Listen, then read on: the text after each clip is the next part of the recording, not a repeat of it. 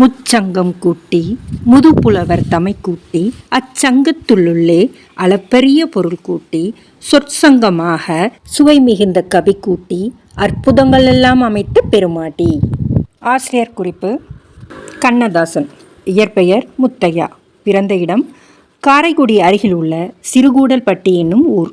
பெற்றோர் சாத்தப்பன், விசாலாட்சி. புனைப்பெயர் காரைமுத்து புலவர், வணங்காமுடி பார்வதிநாதன், ஆரோக்கியசாமி, கமகப்பிரியா. விருது: சிறந்த வசனத்திற்கான தேசிய விருதும் சாகித்ய அகாதமி விருதும் பெற்றவர்.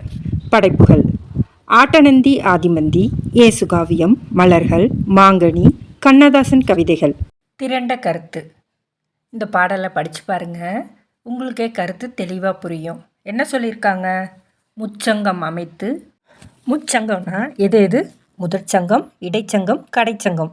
அச்சங்கங்களுக்கு புலமையில் முதுமையுடைய புலவர்கள் பலர வரவேற்று அளவிட முடியாத அளவு பல்வேறு பொருள்களை விவாதித்து தமிழின் சொற்கள் அனைத்தையும் ஒன்றாக சங்கமிக்க செய்து சுவை மிகுந்த கவிதைகள் பலவற்றை படைத்து பல்வேறு அற்புதங்களை அமைத்த பெரும் பெருமைக்குரியவள் தமிழ் அன்னை.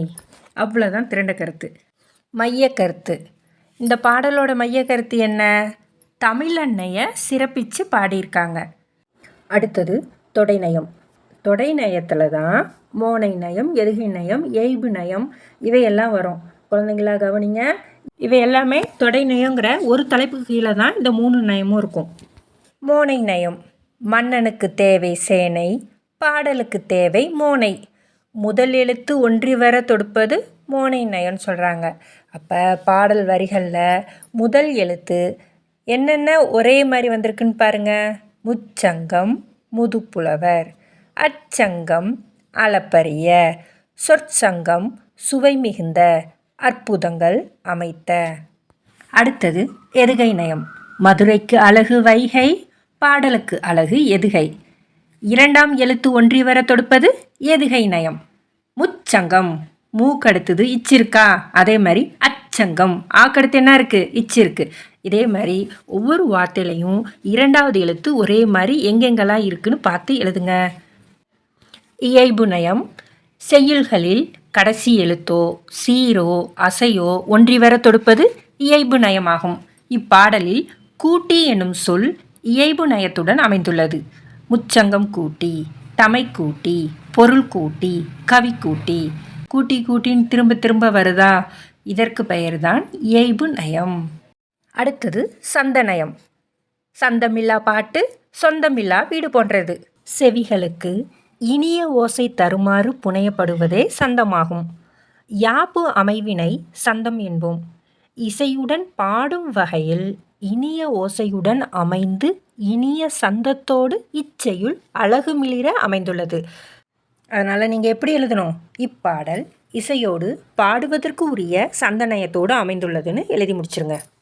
அடுத்தது அணிநயம். அணியற்ற பாடல் அழகற்று போகும். இப்பாடலின் ஆசிரியர் தன் கருத்தை உள்ளது உள்ளபடியே கூறியிருப்பதால் இதில் பயின்று வரும் அணி என்ன? இயல்பு நவிர்ச்சி அணி. அடுத்தது சுவை நயம். உணவுக்கு தேவை அறுசுவை, செய்யுளுக்கு தேவை ஒன்பான் சுவை. இப்பாடலை கவிஞர் எப்படி பாடியிருக்காரு? தமிழன்னையை பெருமிதப்படுத்தி பாடியிருக்காரா? அதனால் இதோட சுவை எப்படி இருக்கான்? பெருமித சுவையாக இருக்கான். கடைசியாக தலைப்பு கொடுத்துடலாம். தலைப்பில்லா பாட்டு தலையில்லா உடல் போன்றது. மையக்கருத்து எழுதும்போதே இதனுடைய தலைப்பு என்னன்னு நீங்களே கண்டுபிடிச்சிருப்பீங்க. யாரை பற்றிய பாட்டு? எதை பெருமிதப்படுத்தி பேசியிருக்காங்க? தமிழன்னைய. சரி, நீங்கள் சொல்லுங்கள். இப்பாடலுக்கு எந்த தலைப்பு வச்சா பொருத்தமாக இருக்கும்? தமிழ் மொழியின் சிறப்பு, தமிழ் அன்னை, தமிழ் பெருமாட்டி. ஏதாவது ஒரு தலைப்பை செலக்ட் பண்ணி எழுதிடுங்க. அவ்வளோதான். இலக்கிய நயம் பாராட்டுக முடிஞ்சிருச்சு.